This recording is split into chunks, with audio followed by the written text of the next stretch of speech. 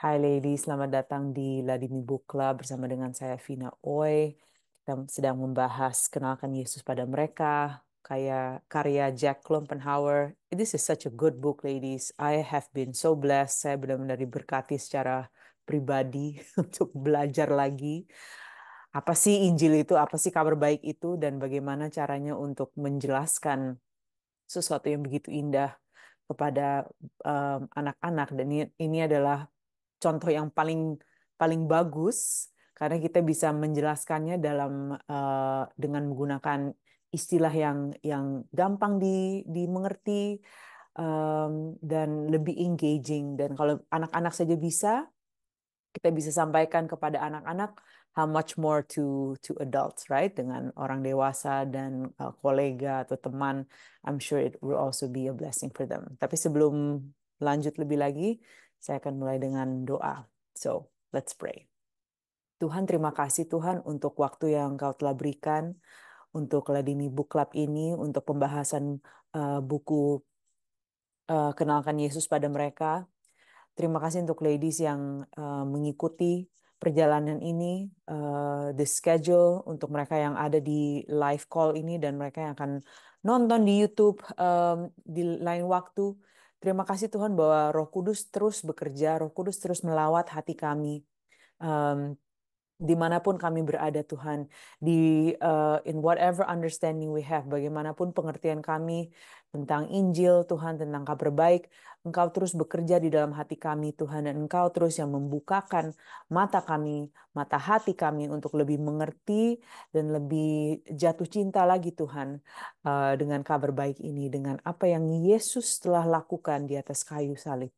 Biar kami benar-benar melihat Tuhan bahwa sungguh bukan oleh karya, bukan oleh kekuatan kami Tuhan, tetapi hanya oleh anugerah kepercayaan kami di dalam Kristus dan pekerjaannya yang sudah selesai di atas kayu salib.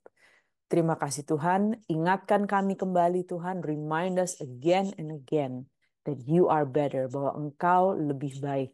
Pekerjaanmu di atas kayu salib sudah selesai dan itu lebih baik dari segala hal.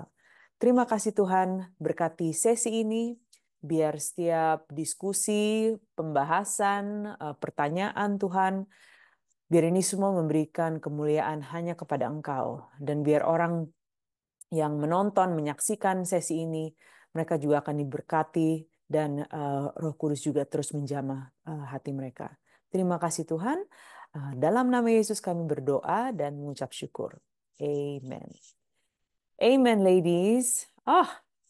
I have been so blessed. Ladies, kalau Anda belum selesai baca bab 3, bab 2, sorry. Anda belum selesai baca bab 2, it's okay ya. Jadi jangan merasa Anda tidak bisa mengkontribusi di dalam diskusi ini, it's okay. Anda akan mendapatkan lebih banyak lagi kalau Anda telah membaca sebelumnya, tapi kalau misalnya belum sempat baca bab 2, it's okay ya. But I have learned so much. Saya belajar begitu banyak. Saya diingatkan kembali lagi ke masa-masa awal di mana saya mulai belajar tentang Injil. Dan saya sangat-sangat uh, mengucap syukur untuk resources seperti ini ya, untuk buku seperti ini. Karena ini menjadikan atau menjelaskan yang lebih lebih luas lagi, lebih lengkap lagi tentang kabar baik Injil. Saya ingat pertama kali saya mulai mengerti tentang kabar baik Injil, saya mulai mengerti bahwa oh, bukan bukan tergantung kepada pekerjaan saya atau good works, my good works atau perbuatan baik saya. Dan saya ini anak pendeta ya, jadi saya memang kehidupan saya adalah untuk menjadi anak yang baik dan saya terus berusaha untuk menjadi anak yang baik. Dan ketika saya mendengar kabar baik Injil bahwa ternyata bukan oleh perbuatan baik saya diselamatkan, kehidupan saya mulai diubahkan, hati saya mulai diubahkan. Nah, it's such a beautiful process dan saya sangat mengucap syukur. Alangkah baiknya kalau saya memiliki buku ini waktu sedang belajar tentang kabar baik Injil. Karena saya ingat sekali, ladies, waktu itu Karena saya mulai mengerti, oh, jadi bukan pekerjaan saya, bukan perbuatan baik saya yang menyenangkan hati Tuhan atau yang mendapatkan keselamatan untuk saya. Oh, tetapi itu karena apa yang Tuhan Yesus sudah lakukan dan karya yang dia dia lakukan, yang dia berikan itu sempurna, kehidupan dia sempurna, kematian dia sempurna, bahkan karena saking sempurnanya dia bangkit dari antara orang mati. Dan saya berpikir bahwa oh, oke, berarti Tuhan Yesus sudah lakukan semuanya. Saya udah berarti jadi saya sekarang ngapain gitu kan?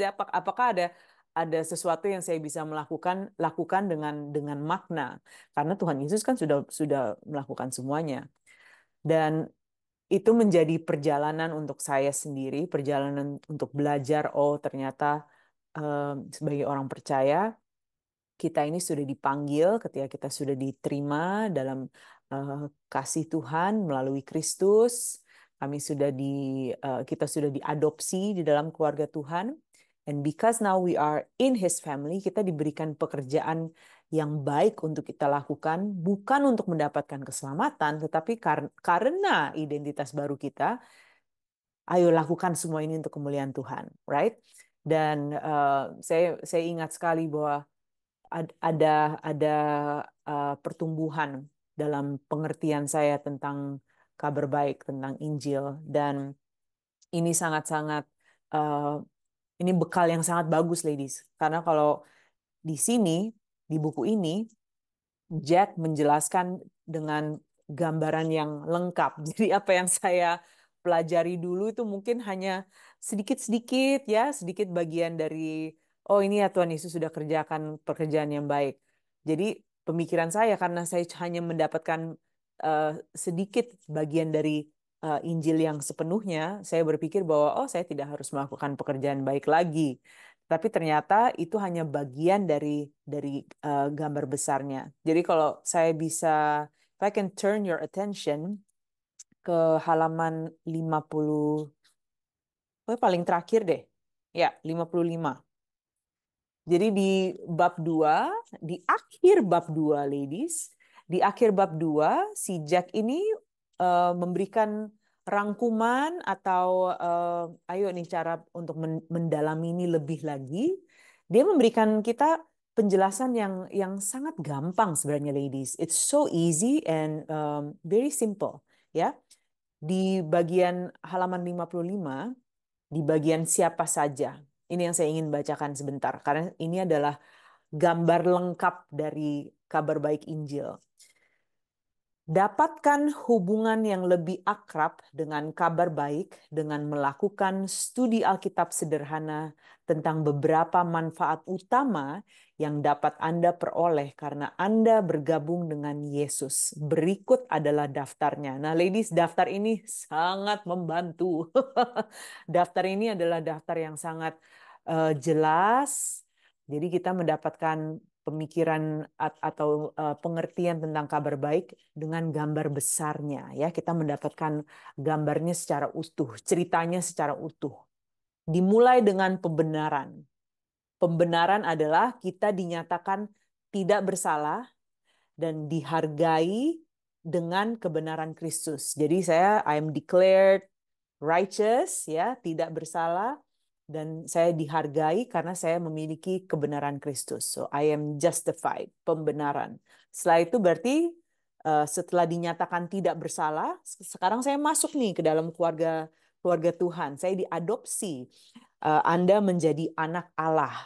Roma 8, 14 ayat 17. Jadi sekarang saya bagian dari keluarga Tuhan, saya memiliki identitas baru, ya. Saya tidak berjalan lagi di sesuai dengan manusia lama saya, kebiasaan manusia lama saya. Saya menjadi bagian dari keluarga baru, identitas baru. Nah, yang berikutnya nih yang sangat penting adalah pengudusan.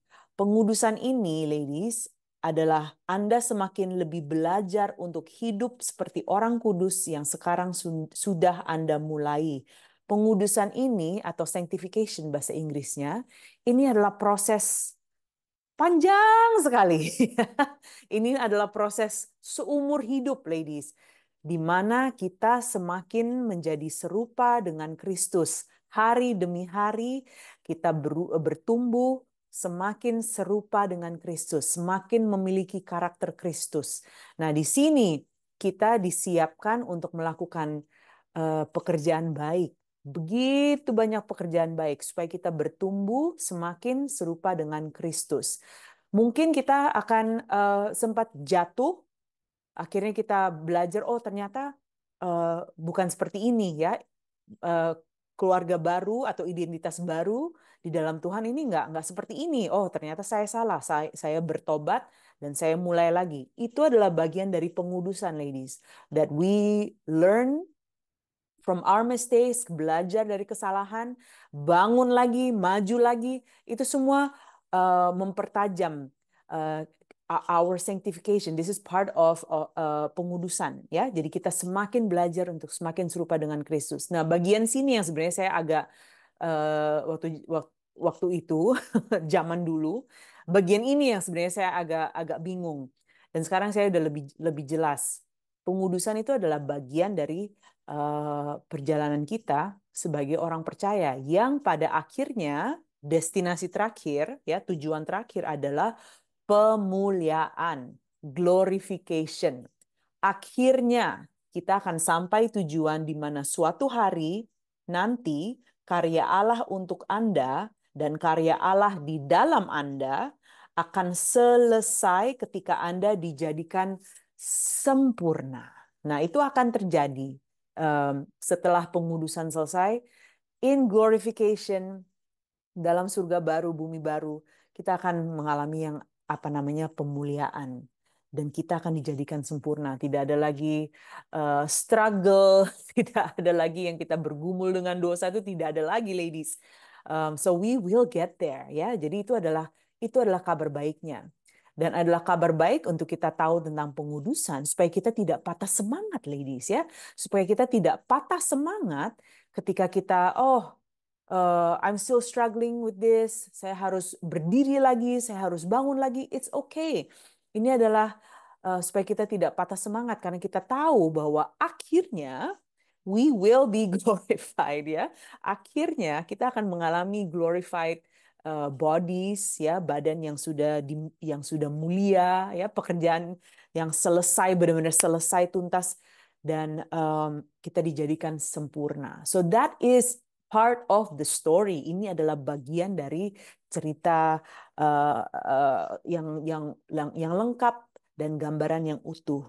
Jadi ini adalah sangat-sangat penting untuk kita mempelajari ini, ya, menjadi akrab lagi dengan jalan cerita pembenaran, adopsi, pengudusan, dan pemuliaan. And to really understand this, ambil satu dari manfaat ini untuk satu waktu dan pertimbangkan dua pertanyaan ini. Apa yang dikatakan perikop itu tentang apa yang saya terima dalam Yesus? Bagaimana hal ini memotivasi saya untuk hidup bagi Yesus?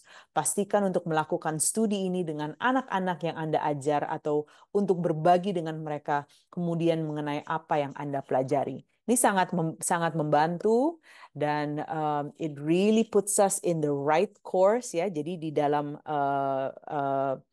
jalur yang benar supaya kita nggak bingung, ya. Kita tahu parameternya di mana, and it will help us to benar-benar lebih akrab lagi mengerti kabar baik Injil.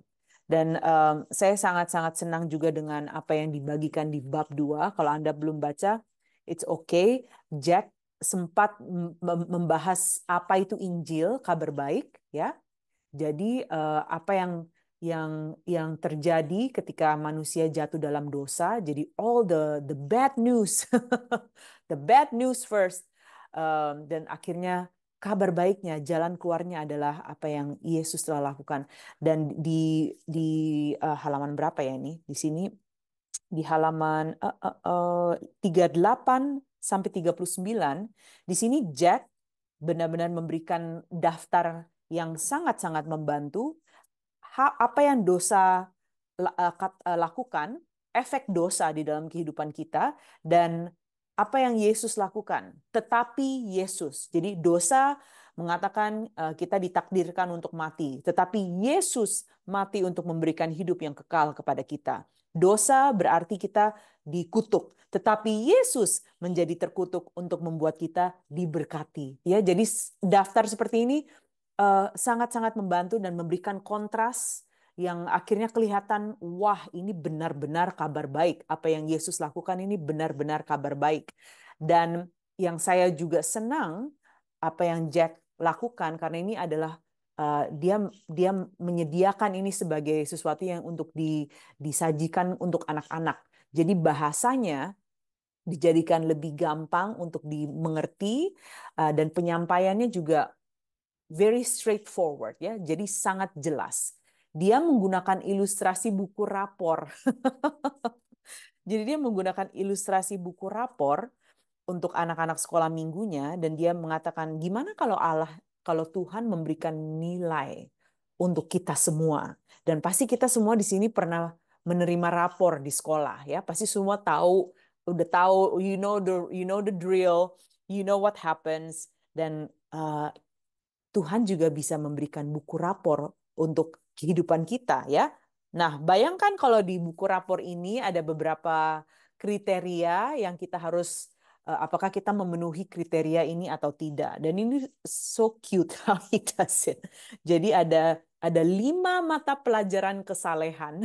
Yang pertama adalah mematuhi orang tua kalian, kemurahan hati, itu nilainya berapa ya? Kebaikan hati, nilainya berapa? Kejujuran, nilainya berapa? Terus mendahulukan orang lain, nilainya berapa? Oke, dari buku rapor ini, nilai apa yang kalian pikir akan kalian terima? Dan saya senang sekali melihat interaksi dengan anak-anak dan mereka ini uh, sangat pintar untuk bisa assess themselves. Mereka bisa menilai diri mereka sendiri. Sedikit sedikit intermezzo, ladies. Saya selama tinggal di Belanda, saya sempat uh, berbicara dengan teman-teman suami saya dan mereka ini keluarga Belanda dan punya anak yang sekolah di of course sekolah di Belanda. Jadi saya sedikit sedikit bertanya-tanya dan belajar sedikit tentang proses mereka menerima rapor ya di sekolah di Belanda. Jadi saya lihat nih rapornya sangat sangat menarik, ladies. Karena ada bagian di mana ya seperti biasanya guru akan memberikan assessment penilaian bahwa oke, dia dibaca di mata pelajaran ini, mata pelajaran IPA atau membaca atau apapun itu nilainya sekian sekian sekian. Tetapi yang saya melihat adalah sesuatu yang baru untuk saya lihat adalah di rapor itu bukan hanya si guru yang memberikan penilaian, tetapi anak murid itu juga setiap tahun diajarkan untuk menilai diri mereka sendiri. Jadi dari mereka TK sampai SD sampai SMA itu ada bagian di mana mereka harus assess themselves. Jadi mereka harus bisa menilai diri mereka sendiri, memberikan diri mereka sendiri nilai. Jadi dari TK mungkin assessment-nya atau skalanya lebih lebih gampang, jadi lebih kayak ini smiley face, muka tersenyum, dan ini muka sedih ya. Jadi dari antara ini ke sini, how do you assess yourself? Bagaimana Anda melihat diri Anda dalam mata pelajaran ini. Jadi mereka dari kecil sudah dibiasakan untuk bisa rate themselves ya, out of 5 stars, out of smiley face atau sad face, dari muka senyum, muka sedih. Kamu nih dibagi di mana nih? How do you feel you did? Menurut menurut kamu gimana nih performance-nya kamu nih?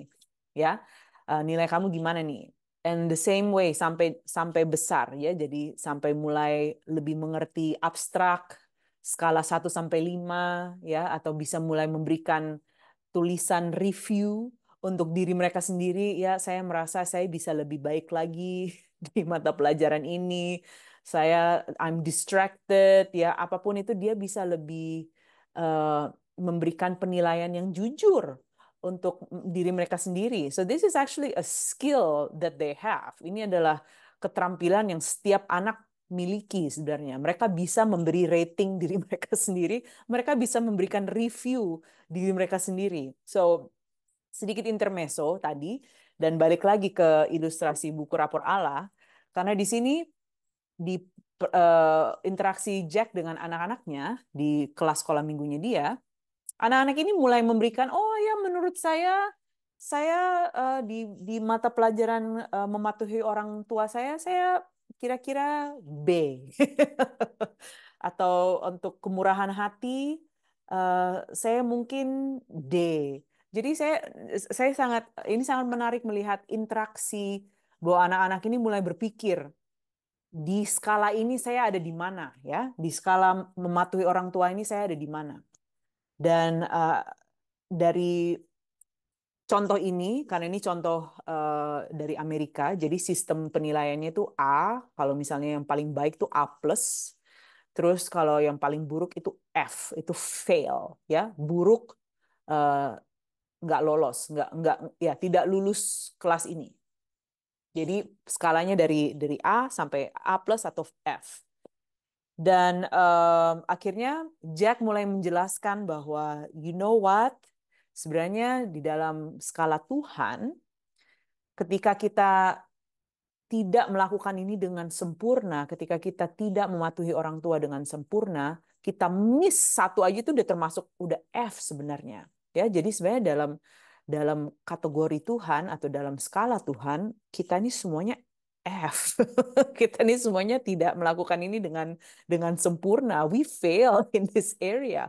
One time fail is the whole thing we fail, right? Jadi kita ini sebenarnya F.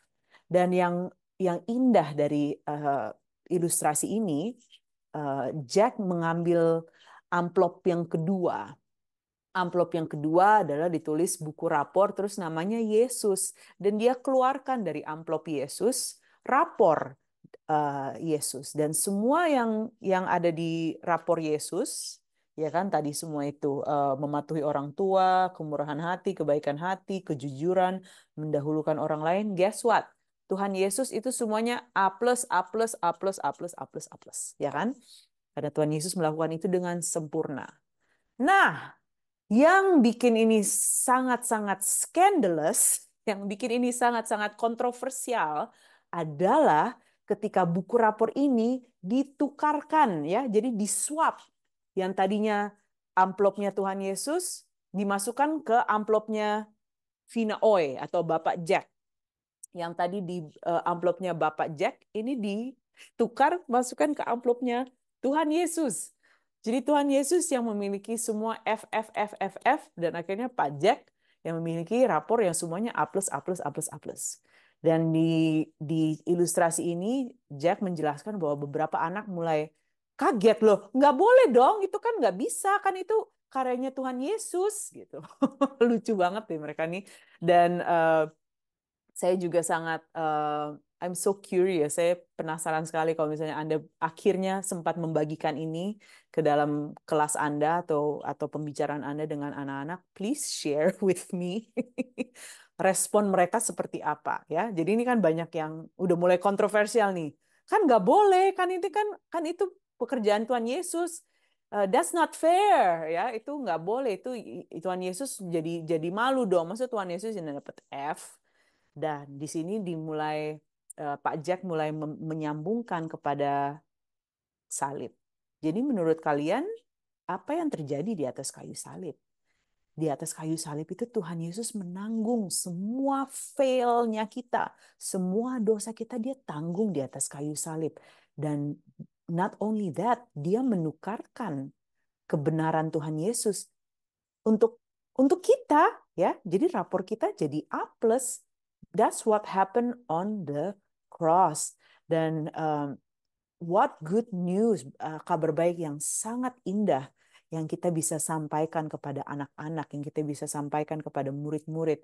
We don't say that to kita tidak mengajarkan atau tidak mengharapkan orang dewasa untuk menjadi orang yang baik. Ayo kamu harus melakukan ini. Dan why are we expecting the same? Kenapa kita ekspektasinya berbeda untuk anak-anak? Mereka juga berhak untuk mendengar kabar baik apa yang Yesus sudah lakukan. Dan salah satu yang juga stand out yang menonjol untuk saya adalah tentang anak yang menangis. Aduh, ini sangat-sangat it's so special, it's so sweet. Nah, di anak yang menangis, di mana tadi ini? Ya, halaman 40. Dia ada contoh di mana anak ini menangis karena dia mengatakan bahwa kalau saya tidak taat, saya ini pantas pantas dihukum. Dan kata Tuhan Yesus dia bilang barang siapa marah, dia bilang Tuhan Yesus mengatakan bahwa barang siapa marah akan masuk neraka. Katanya gitu kan, biasanya anak kecil kalau kalau ngomong juga uh, it's so passionate. Mereka mengatakan Tuhan Yesus bilang kalau kita marah kita masuk neraka. I'm a teacher, saya ini dulu guru, jadi saya melihat contoh-contoh yang diberikan pajak ini saya nggak heran, sama sekali tidak heran, because that is exactly how kids talk, right? Dan Pak Jack mengatakan, saya menegaskan bahwa Yesus memang mengatakan sesuatu seperti itu. Mungkin nggak letterlek apa yang kamu katakan, tetapi ya something like that. Nah, anak yang mengatakan itu mulai mulai menangis karena oh ya ternyata benar dong Tuhan Yesus akan menghukum saya. Saya yakin saya telah berbicara banyak tentang dosa dan penghakiman, apa yang harus saya lakukan. Saya punya akal untuk mengubah diskusi kepada kabar baik. Ini cara kita memutarbalikkan atau menyetir pembicaraan ini untuk kabar baik. Saya berkata, ya, Yesus mengatakan jika kalian marah karena alasan yang buruk, maka kalian pantas menerima penghukuman Allah. Tetapi Tuhan Yesus sendiri tidak pernah marah untuk alasan yang buruk. Jadi, siapa yang layak dihukum? Kalian atau Yesus? Terus anak-anak mengatakan, kami yang layak dihukum. Oke, they understand. Tetapi, siapa yang akhirnya dihukum? Siapa yang mati di atas kayu salib? Dan anak-anak menjawab, Tuhan Yesus. Benar, kata Pak Jack. Tuhan Yesus sudah menanggung hukumannya. Jadi jika kalian milik Kristus, maka walaupun kalian marah, Tuhan tidak akan menghukum kalian. Tidak adil kalau menghukum kalian karena Tuhan Yesus sudah mendapat hukuman sebagai ganti kalian. Anak kecil yang tadinya menangis selama beberapa detik ia mengamati saya untuk melihat apakah saya serius, apakah benar dia bebas dari hukuman dosa. Lalu ia mulai tersenyum. Senyuman yang hampir membuat Pak Jack menangis. That's what they need to hear. They need to hear the good news of the gospel. Dan sebelum saya tutup dan saya ingin memberikan ya bukan tutup sih, saya ingin memberikan kesempatan untuk ladies juga berbagi atau bertanya, feel free. Saya ingin ini juga interaktif supaya Anda juga bisa bisa bertanya, dan saya percaya bahwa apa yang Anda tanyakan dan diskusi yang akan kami lakukan ini juga akan memberkati orang-orang yang akan menonton video di kemudian waktu ya. Sebelum saya memberikan kesempatan untuk ladies sharing. Yang terakhir adalah dari tanya jawab di bab ini, karena ini sangat-sangat penting dan ini juga saya juga tanya, ini juga masalah yang saya alami waktu saya belajar tentang Injil. Ini persis dengan my struggle ya, pergumulan saya waktu belajar tentang kabar baik. Di halaman 49. Kedengarannya Anda mengatakan bahwa tidak peduli bagaimanapun kita bertindak sebagai orang Kristen. Bukankah kita masih harus bekerja keras untuk mentaati Allah? Apakah ini bahaya kalau kita mengatakan pada anak-anak, ya Tuhan Yesus sudah membayar semuanya, semua uh, hukuman sudah ditanggung oleh Tuhan Yesus, berarti apakah ini bahaya dan anak-anak akan bersikap seperti oh ya udah berarti saya bisa bisa hidup dengan liar, saya bisa bagaimana saja dengan kehidupan saya dan semuanya sudah di take care dengan Tuhan Yesus. Apakah kita tidak harus bekerja keras untuk mentaati Allah? Nah, jawabannya adalah ini adalah keberatan yang biasa diajukan setiap kali penerimaan kita di dalam Yesus dikemukakan dengan semua kebebasannya yang memalukan. Keberatan ini setua Alkitab itu sendiri. Jadi intinya masalah ini sudah sudah menjadi masalah sejak zamannya Paulus ya ladies. Di Roma 6 ayat 1 sampai 2. Ini sangat sangat baik. Roma 6 ayat 1 sampai 2. Jika demikian, katanya Paulus, jika demikian, apakah yang hendak kita katakan? Bolehkah kita bertekun dalam dosa supaya semakin bertambah kasih karunia itu? Jadi apakah kita ya udah nih berdosa saja nih sebanyak-banyaknya semau-maunya karena semakin kita berdosa semakin bertambah banyak kasih karunia. Apakah begitu? Paulus mengatakan sekali-kali tidak. Of course not, katanya Paulus. Pasti tidak. Bukankah kita telah mati bagi dosa? Bagaimana kita masih dapat hidup di dalam dosa? Itu Roma 6 ayat 1 sampai 2. Tidak ada kemungkinan untuk kita terus berbuat dosa. Gagasan bahwa wah, kasih karunia Allah nih pasti akan membiarkan kita terus untuk berbuat dosa. Ide seperti itu, gagasan seperti itu mengabaikan betapa besar perubahan yang terjadi jika kita menjadi orang Kristen. Sebenarnya gagasan seperti itu, movement-movement seperti Hyper Grace tidak mengerti betapa valuable, betapa mahalnya, betapa indahnya transformasi yang terjadi di atas kayu salib ya, pertukaran itu di atas kayu salib dan betapa mahal harga yang Tuhan Yesus bayar. Saking mahalnya hidup kita tidak sama lagi.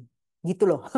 Ya. Jadi kita tidak melakukan dosa seperti manusia lama kita, seperti kita sebelum menerima Tuhan Yesus. Um, Mengabaikan betapa besar perubahan yang terjadi jika kita menjadi orang Kristen, ketika kita menjadi orang percaya. Gagasan itu milik kehidupan lama kita. Ya, gagasan itu milik kehidupan lama and it stays there dan itu tetap tinggal di manusia lama kita. Ya. Um, dengan sikap teruslah saja berbuat dosa. That's what uh, our old nature wants to do. Itulah yang manusia lama kita ingin lakukan untuk teruslah berbuat dosa karena kasih karunia banyak. That stays with the old nature, ya. Itu bukan gagasan dari ciptaan yang baru. Karena 2 Korintus 5 ayat 17 mengatakan, siapapun yang ada di dalam Kristus, dia adalah ciptaan baru. Yang lama sudah lewat. Yang baru sudah datang. Kita sudah dilahirkan kembali. Kita ini makhluk yang baru. We are new creatures. Kita memiliki kehidupan baru dengan insentif yang baru dan lebih baik untuk menaati Allah. Jadi sebenarnya ladies, pada akhirnya kalau dilihat dari permukaan saja, itu sebenarnya sama. Orang yang masih agamawi, atau bukan agamawi lah, let's say like a better word, yang masih perform, untuk mendapatkan keselamatan, dan orang yang sudah menerima kasih karunia, sudah diselamatkan, sudah diberkati, sudah menaruh kepercayaannya di dalam Kristus. Dengan orang yang masih perform, yang masih ingin melakukan hal-hal baik untuk mendapatkan keselamatan. Kalau dilihat dari permukaan saja, ini dua-duanya beribadah, dua-duanya baca Alkitab, dua-duanya berdoa, dua-duanya melakukan hal yang baik. Dari permukaan sama, tetapi yang berbeda adalah motivasi di bawah dari perbuatan itu. Kita orang yang perform untuk keselamatan, dia melakukan perbuatan baik untuk mendapatkan keselamatan, untuk disenangi oleh Tuhan, ya, untuk mendapatkan pengakuan dari Tuhan, perkenanan dari Tuhan, untuk mendapatkan. Sedangkan orang Injil yang percaya dengan Injil, dia melakukan semua pekerjaan baik karena dia sudah diterima, karena dia sudah di sudah diberkati, dia sudah diselamatkan, dia sudah menerima pengakuan perkenanan dari Tuhan. Dan dia melakukan itu dengan motivasi bahwa thank you. Ini adalah this is my ucapan terima kasih untuk Tuhan. Saya tidak melakukan ini untuk memanipulasi, untuk Tuhan memberikan berkat dan apapun itu, tapi dia melakukan orang Injil melakukan kabar baik, perbuatan baik. I'm sorry, my words are just messed up. Melakukan perbuatan baik sebagai persembahan, sebagai hadiah untuk Tuhan. Ya, as a thank you from the bottom of our heart, dari kedalaman hati mereka. Thank you for the perfect work on the cross, untuk pekerjaan yang sempurna di atas kayu salib. So, at the end of the day, kalau dilihat dari permukaan itu sebenarnya nggak drastis. Karena yang drastis adalah di bawah dari permukaan itu. Yang drastis adalah hati, yang terjadi di dalam hati mereka. Ya, and so that's our prayer for us. Ini adalah doa untuk kita semua dan juga untuk anak-anak, anak-anak yang duduk di sekolah minggu, yang ke gereja, yang masih berpikir bahwa saya harus menjadi anak yang baik supaya Tuhan mengasihi saya. Kabar baik yang begitu indah ketika kita bisa menyampaikan kepada mereka, hey, Tuhan Yesus sudah mengasihi kalian. He loves you so much. Dan kita tidak harus perform untuk mendapatkan kesenangan itu. Kita bisa beristirahat di dalam itu dan kita bisa melakukan perbuatan baik dengan bebas, dengan hati yang bebas, dengan hati nurani yang tulus. Ya. So, that's what I wanted to share. Sorry sedikit panjang. Saya ingin membagikan kesempatan ini untuk ladies, for you guys. Silahkan kalau Anda ingin bertanya, ingin berbagi, apa yang menonjol ketika Anda membaca bab 2 atau dari pembicaraan ini saja. Kalau misalnya Anda belum membaca bab 2, it's okay. Dari apa yang saya tadi bagikan, please go ahead and share. Silahkan unmute, and then we can go from there. Kalau Anda ingin type di dalam chat juga boleh. Tapi kalau type di dalam chat itu biasanya panjang dan you can save time. Anda bisa hemat waktu kalau Anda unmute. But that's up to you. That is up to you. Oke, silakan ladies. Ada yang ingin berbagi? Hai Yulistina, silahkan. Halo Kak Vina, Hai. saya Listi. Hai Salam kenal Listi. Kak. Salam Ya, kenal. eh, saya ini lagi dalam struggle Kak. Maksudnya, aduh, mau nangis. It's Eh, okay. Nggak apa-apa, biar itu terjadi. eh, Nggak apa-apa, Roh Kudus yang melawat. Thank you, Lord. Thank you, Jesus. Thank you, Jesus. saya sebenarnya guru sekolah minggu Kak. Dan itu Oh, amen. saya guru sekolah minggu dan saya ngajar. Saya di Makassar. Kak Vina, saya tahu Kak Vina karena saya dulu di Morning Star. Oh, yes. Saya Morning Star di Makassar. Semenjak Papi Haris, itu saya sudah di jemaat. Hmm, Dan hmm, pas saya menikah, saya ikut suami dan saya pindah di Kalimantan. hmm. Nah, terus saya melayani lagi, saya lanjut pelayanan saya di sekolah minggu juga di sini. Ya, Jadi apa yang saya dapat di Makassar sangat berbeda dengan apa yang saya alami saat ini, Kak. ya. Saya melayani seperti saya punya motivasi kayak berubah, Kak. Karena di gereja di mana saya melayani banyak aturan di mana saya harus ikut ini, ikut Ya, ikut worship naik, saya harus ikut doa ya. subuh jam 5. Saya Hmm, harus ikut fellowship sekolah minggu. Kalau tidak, saya tidak bisa melayani. hmm, Kalau saya nggak ikut eh, worship naik, saya nggak bisa melayani. Saya nggak hmm. ikut doa pagi, saya nggak bisa melayani dalam sebulan. Dan saya capek dengan keadaan yang seperti itu. Oh, Seakan-akan wow. hati saya yang mau melayani anak-anak, seperti saya harus mengejar sesuatu supaya saya dikenan Tuhan. Dan itu yang Hmm, saya lihat, itu ada di gereja, dan saya mengundurkan diri, Kak. Saya ya, ada di titik rasa bersalah juga, saya mengundurkan diri. Di sisi ya, lain, saya tahu resikonya saya ambil keputusan ini. Orang ya. akan menilai saya, orang akan menjudge saya, apalagi suami saya pendeta, dan pendeta di gereja ini juga. Hmm, Saya, aduh, walaupun memang suami saya bukan gembala, bukan senior pastor, tapi dia bagian dari pastoral. ya, Saya tahu resiko yang saya ambil.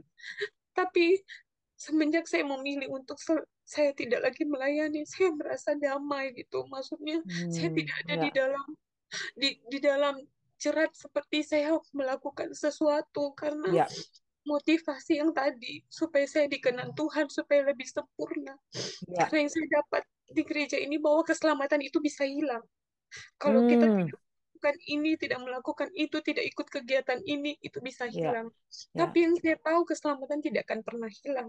ya, ya, Karena saya ingat sekali Kak bahwa di Filipi itu dikatakan kalau kita itu bukan untuk bukan untuk mengerjakan sesuatu supaya kita selamat, tapi bagaimana kita mengerjakan keselamatan itu. ya, Itu yang saya ya, pegang, Kak Vina, dan ya, sampai saat ini saya tidak tahu, tapi sudah diskusi sama suami, mungkin kami akan keluar dari gereja ini ya, sampai kami ya, cari tempat yang tepat di mana kami bisa tertanam dan kami bertumbuh. ya, Itu aja, Kak Vina. ya, ya. Listi, aku doain ya, Listi ya. Oke, Kak. Ya, let's pray. Tuhan, terima kasih untuk our sister Listi. Oh, thank you, Lord.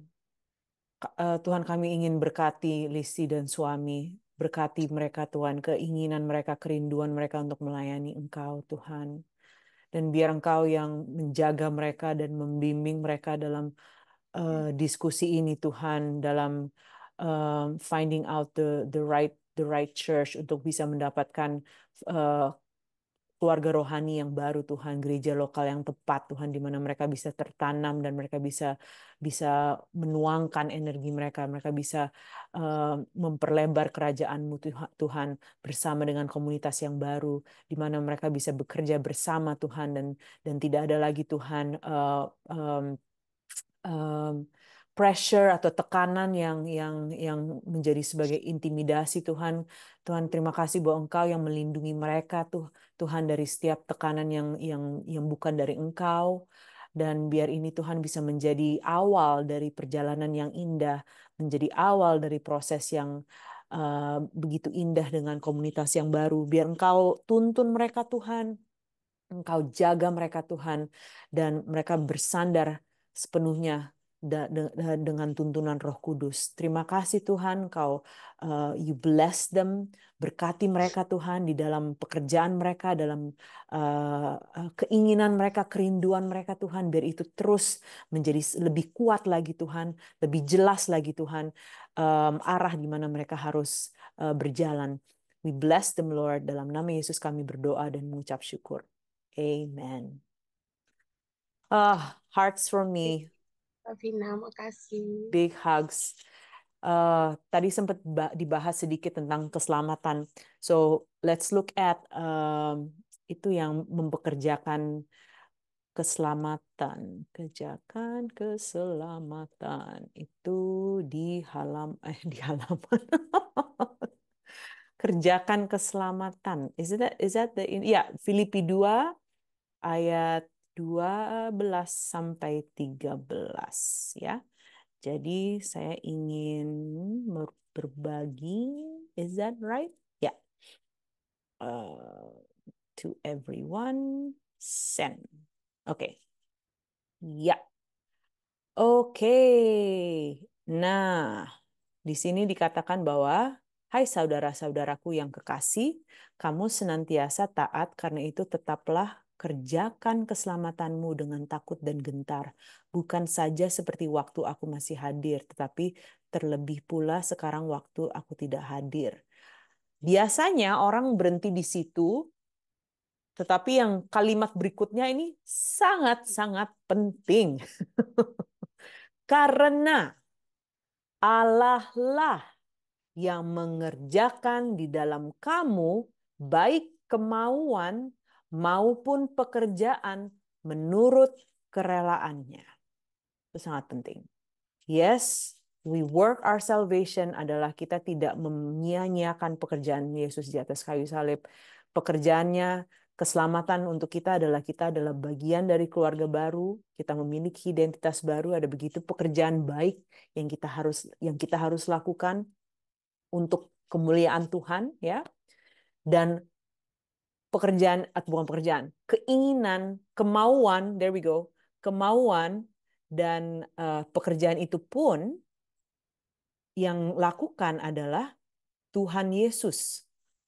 Tuhan sendiri yang mengerjakan di dalam kita kemauan maupun pekerjaan menurut dengan kerelaannya.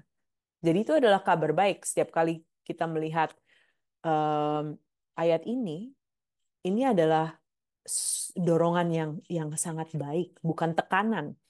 Karena fokusnya dibalikkan lagi kepada Tuhan, Allah yang mengerjakan di dalam kamu baik kemauan maupun pekerjaan. Now that's good news. Bukan sepenuhnya tergantung dengan kekuatan saya.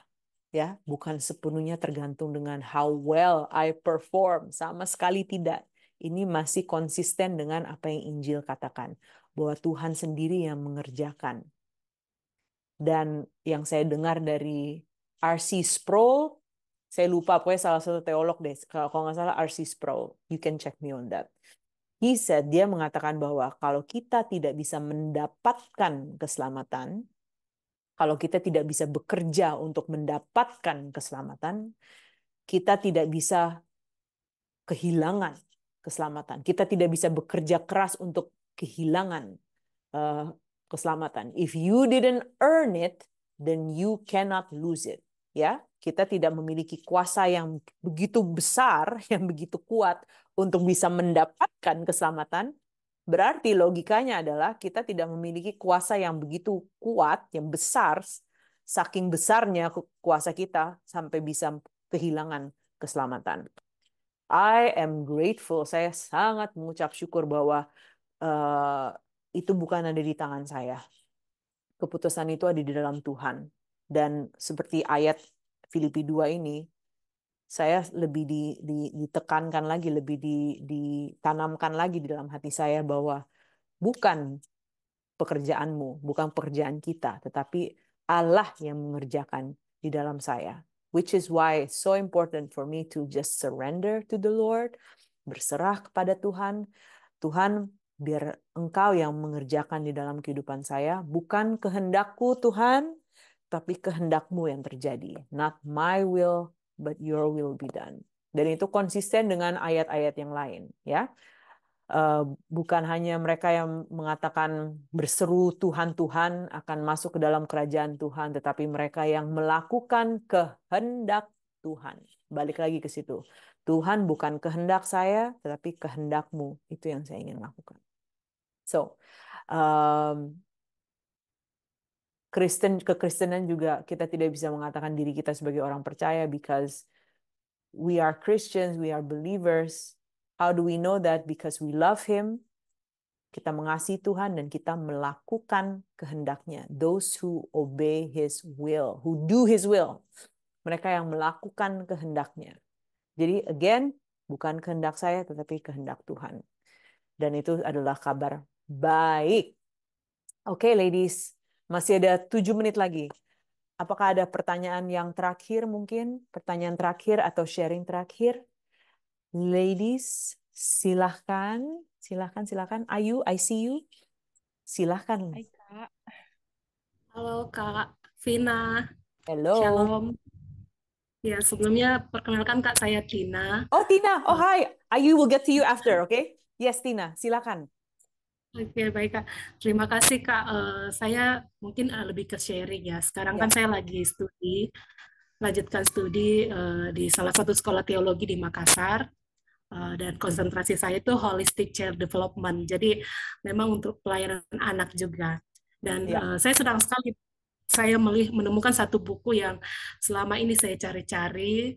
Terima kasih untuk Ladini untuk buku ini karena kebetulan juga saya lagi sekarang sudah tahap menyusun tesis. Jadi baru mau melangkah menyusun proposal bab 1 dan saya menemukan buku yang sangat tepat sekali dengan topik yang ingin saya bahas. Ya, saya ingin sharing tentang apa yang kami pelajari oleh dosen kami sampaikan ya. Seringkali dalam pengajaran-pengajaran sekolah minggu, pengajaran-pengajaran baik orang tua kepada anak mengajarkan Alkitab itu, misalnya kita membahas tentang perjanjian lama gitu ya. Ya. Pengajaran kita itu seringkali tidak ada bedanya dengan pengajaran orang Yahudi karena kita lebih fokusnya kepada kisah, bukan kita mengarahkan kepada Yesus. Dan dari buku ini saya sangat diberkati sekali karena saya juga menemukan bahwa setiap kisah dalam perjanjian lama itu pasti mengarah kepada Yesus sebagai juru selamat. Ya. Ya. Salah satunya mungkin saya kembali ke bab 1 itu dibahas tentang Samuel dan Ya. itu sangat bagus sekali saya melihat wah ternyata bisa ya ditarik ke sini seperti itu. Bisa. Bisa. Jadi ini juga menurut saya buku ini sangat bagus sekali untuk digunakan sebagai pedoman pengajaran sekolah minggu juga bagi Amin. orang tua untuk mengajar anak-anak di rumah seperti itu, Kak. Amin. Iya, itu saja Kak. Terima kasih. Dan Aduh. eh, Ya, ya. Kak Justina tetap semangat Kak. Saya juga sekarang pelayan di Balikpapan di Kalimantan. Yeay. Semangat kita sama-sama melayani di ladang Tuhan. Ya, amin, amin. Thank you, Tina. Bless you, bless you, bless you. Bless you Terima for kasih. your work, for your thesis. Biar Tuhan yang berkati, Tuhan yang tuntun semuanya. Amen. Thank you for sharing. Okay, Ayu, I see you. I know we want to share something. Let's hear it. Silakan. Hai, hai Kak, Hello. thank you dikasih kesempatannya. Aku mungkin cuma mau sharing dikit aja Ya. tentang bab 2 ini bagus banget. Dan satu hal Iya. yang mau saya sampaikan, jadi kabar baik sebelum kita benar-benar paham tentang kabar baik itu, kita harus tahu dulu kabar buruknya itu apa gitu. Jadi kayak jadi kita bisa menghargai banget kabar baik itu setelah Iya. kita menyadari kabar buruk itu. Soalnya kan Iya. kadang kita nggak sadar kalau kita tuh berdosa gitu. Iya. Kadang kan kita mikir dosa itu kalau harus membunuh orang atau Iya. harus ngelakuin sesuatu yang jahat gitu. Sedangkan untuk hal-hal kecil kayak dengan cheating dengan Tuhan itu aja udah berdosa banget gitu. Dalam pikiran kita kita jauh lebih berdosa dari yang kita pikirin. Itu Iya. sih Kak yang dari bab Iya. 2 ini yang terus diikatkan ke saya gitu. Jadi Iya. saya bisa menghargai kabar baik itu kalau saya tahu dulu saya Iya. tuh buruk apa dan yang perlu saya pertobatin tuh apa gitu. Jadi Iya. saya selalu Iya. meminta sama Tuhan untuk diekspos terus tuh hati saya tuh bener-bener bobrok sebenarnya, hati saya tuh Iya. bener-bener rusak gitu, sumber segalanya tuh di hati saya gitu. Iya. Jadi saat Iya. saya lahir baru dan Tuhan kasih hati yang baru, saya tuh juga mau Tuhan untuk terus mengekspos kebobrokan Iya. saya terus supaya saya tuh selalu ingat gitu. Jadi Iya. keberdosaan dan keberhargaan saya tuh kayak selaras gitu loh Kak. Iya. Iya. Terus di poin yang halaman 38 yang tentang meskipun kita tetap berdosa, tetapi pada saat yang sama kita juga dapat benar-benar diterima dan dikasihi oleh Allah yang kudus. Itu terus Iya. ini yang menguatkan saya karena gini Kak, kayak dalam proses pengudusan gitu. Karena walaupun saya udah manusia baru, udah ada Roh Kudus, tapi tetap saya selalu jatuh di dosa yang Iya. sama gitu. Iya. Jadi Ngerti, pada saat saya mengerti penghakiman itu sekali. datang, ya Kak. Jadi saat penghakiman itu datang, saya kasih tahu lagi, kasih Tuhan tuh lebih besar dari rasa malu dan Ya. Ya. rasa bersalahnya saya gitu. Jadi saya nggak mau tertuduh dengan itu. Jadi fokus Ya. saya tuh kepada salib dan Injil. Jadi Ya. itu yang menguatkan saya untuk ya menerima saya tetap jatuh dalam dosa karena ini memang proses pengudusan dan itu bakal terus Ya. ada, terus seumur hidup ada gitu. Selama Ya. saya masih injak kaki di dunia ini, saat Betul. itu juga saya masih terus berperang dengan Ya. dengan ini kedagingan saya itu sih kayak yang mau Ya. saya sharing. Betul. Betul. Thank you Thank you. Kak. Thank you, Ayu. Sebenarnya dalam masa-masa seperti itu, buku rapor itu juga bisa kita pakai ilustrasinya untuk diri kita sendiri. Jadi di masa-masa di mana saya yang seharusnya saya percaya di dalam kebaikan Tuhan, saya percaya di dalam kesetiaan Tuhan. Tetapi Instead of that, saya tidak memilih untuk percaya dalam kesetiaan Tuhan. Saya memilih untuk takut. Saya memilih untuk khawatir. Saya lebih percaya bahwa oh no, nanti Tuhan Tuhan nanti nggak akan melakukan sesuai dengan apa yang ekspektasi saya, sesuai dengan schedule saya. Dan saya lebih memilih untuk khawatir, ya. Di masa-masa seperti itu, saya bisa keluarkan lagi buku rapor, bahwa di dalam rapor ini, kepercayaan di dalam Tuhan, kepercayaan di dalam kesetiaan Tuhan, 0. F. Tapi saya ambil rapornya Yesus, ya. Apakah did he trust in the Lord di masa-masa susah, di masa sulit? Apakah dia tetap memilih untuk percaya dalam Allah Bapa di masa-masa dia sebenarnya nggak mau disalib? Saya nggak kepengen Tuhan, ya. Saya lebih baik cawan ini diambil daripadaku. Tapi dia memilih untuk tetap percaya dan dia tetap memilih untuk maju. Dan rapor itu ya ditukarkan. Jadi di masa yang saya tadinya memilih untuk tidak percaya kepada Tuhan, di dalam Kristus, rapor saya adalah saya percaya kepada Tuhan. Dan sampai ada kembang api. Dan di situ saya bisa dilawat oleh Roh Kudus. Hati saya dilawat oleh Injil bahwa Tuhan Yesus, terima kasih bahwa di saat saya memilih untuk khawatir, saya memilih ketakutan, tidak percaya di dalam Tuhan, tidak percaya bahwa Tuhan sanggup. Saya memilih untuk takut, saya memilih untuk khawatir, itu dosa. Di mana saya berdosa, saya tetap di-cover oleh Tuhan Yesus. Saya tetap dilindungi. Saya tersembunyi di bawah Kristus. Dan saya tetap dibenarkan di dalam Kristus. That news, kabar baik itu melunakkan hati saya untuk bukannya jadi lebih takut, justru sekarang saya lebih bisa percaya, saya lebih bisa menghadap,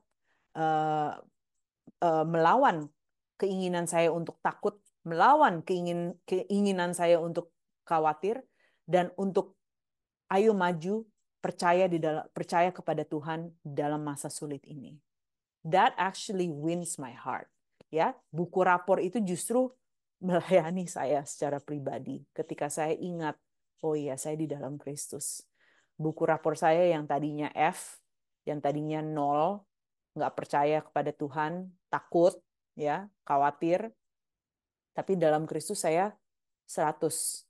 Bagian itu saya 100. Dan itu justru memotivasi saya untuk lebih bisa percaya kepada Tuhan. Untuk bisa melepaskan kekhawatiran dan tidak memilih untuk takut. So I just pray that over you ketika kita mengalami masa-masa down, ya, and which we will. And tadi Ayu bilang selama kita masih di bumi, masih ada kesengsaraan, masih ada rasa sakit, it's still there. That's why sangat penting untuk kita mengotbahkan, mengabarkan kabar baik, Injil kabar baik untuk diri kita sendiri, ya, untuk kita mengingat lagi bahwa buku rapor itu sudah di switch, dibalikan, dan kita memiliki buku rapor Kristus. Thank you Jesus. Saya berdoa, ya. Tuhan, terima kasih Tuhan bahwa benar-benar kabar baik itu menjamah hati kami, Tuhan. Mengubah hati kami yang tadinya khawatir atau takut, diubahkan untuk lebih percaya lagi kepada Engkau. Karena Engkau begitu baik, Tuhan. Di masa-masa kami tidak setia, Engkau selalu setia, Tuhan. Terima kasih bahwa kami dapat bersandar kepada Engkau, bahwa sungguh di hidup ini kami hanya perlu belajar untuk bersandar kepada Engkau lebih lagi, Tuhan. berserah kepada Engkau lebih lagi Tuhan, berjalan maju bersama dengan Engkau lebih lagi Tuhan, sesuai dengan tuntunan-Mu. Bukan kehendak kami Tuhan, tetapi kehendak-Mu yang terjadi. We surrender to you Lord, we follow you, kami ingin mengikuti Engkau sesuai dengan tuntunan-Mu. Engkau adalah gembala yang baik, Engkau tahu Tuhan jalannya, and we want to follow you.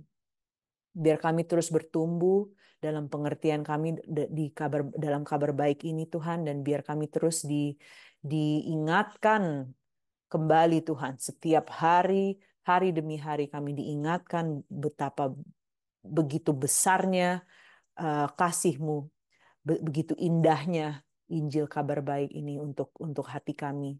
Terima kasih Tuhan. Aku berdoa Tuhan untuk minggu ke depan, biar kami terus bertumbuh, maju terus bersama dengan Engkau yang melayani di ladang misi Tuhan. Biar kami terus dikuatkan dan let us do it with sebagai ucapan terima kasih, sebagai pemberian, sebagai a sacrifice of praise, sebagai korban yang indah Tuhan yang kami berikan kepada Engkau. So we thank you Lord, thank you, thank you, thank you. Terima kasih untuk